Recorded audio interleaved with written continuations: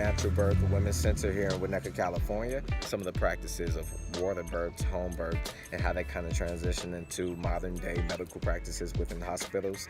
And then we also speak about the history behind doulas and midwifery. In regards to breastfeeding, we speak about the practice of nourishing a child and how it's evolved over time with the invention of wet nurses, feeding bottles, and artificial formula. Ultimately, the historical section ties these two subjects together to give context of why it's significant and important and beneficial for women, African American women in particular, to participate in these practices if they're not high risk. Natural births existed since the beginning of time because the woman's body is created to naturally give birth.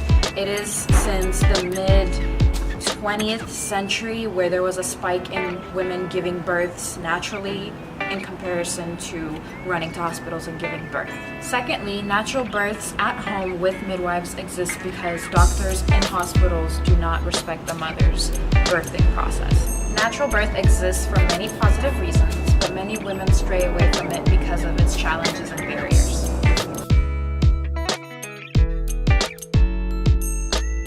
There are many challenges when it comes to natural birthing, such as lack of knowledge, financial barriers, and social norms. Breastfeeding proposes its own challenges, such as not being promoted and it being frowned upon in the US. But there is some positives that outweigh the barriers. Some of our positive impacts of having unmedicated home vaginal births and having a midwife is that they encourage breastfeeding, and breastfeeding is beneficial to the child and the mother because it helps build the infant's immune system and because it lowers the risk of the mother developing breast cancer. Unmedicated home births allow Black women to feel connected to their African roots. This also allows babies to reach their full term. Okay, so I'm standing in front of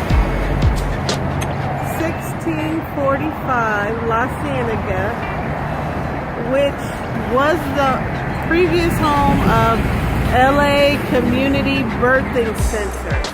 Right through those gates. Let's go see what we find. So I'm here and we have closed doors, an empty building. So this is what has become of LA Community Birthing Center. It exists no longer. It was here earlier this year, and now Racha Tahini Lawler midwife had to close the facility down for financial reasons. So what is the fate? How sustainable is a birthing center in the LA community for Black women? Even when you call, the ones that were open are no longer open. If we don't get the word out, if they aren't educated, the women aren't educated, they won't know that these birthing centers are available. And then they can turn into non-existence. 1645 La Cienega, there's the streets. No more birthing center. From my health and wellness project, I learned that although midwifery is not promoted, it's a better option than the way Black women are treated in the hospitals. Although I am no longer able to have children, one of the things that I learned from this project is that my daughter has options, so I'm excited to share this information with her. I was excited to do this project because I wanted to know my options as a woman since I want to have kids in the future. The reason that I learned from this project is that you don't need medication in order to have a baby.